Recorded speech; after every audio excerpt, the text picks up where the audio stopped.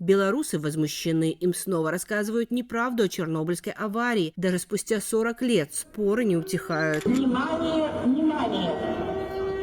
Уважаемые товарищи!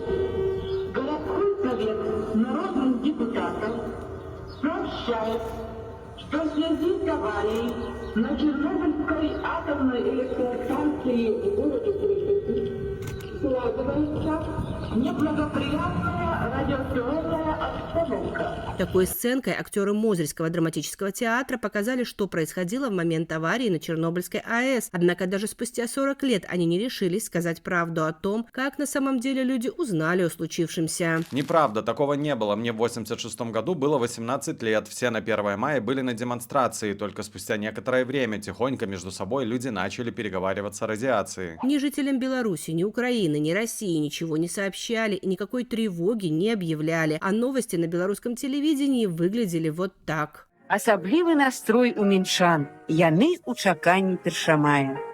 У лёсе кожнага з нас лёс нашай краіны. Існуе і адваротная сувязь. Пачэсна выконваючы свой абавязак, займаючыся паўсядзённымі справамі, мы ўпісваем новыя старонкі ў гісторыю савецкага народа. Мы набліжаем заўтрашні дзень.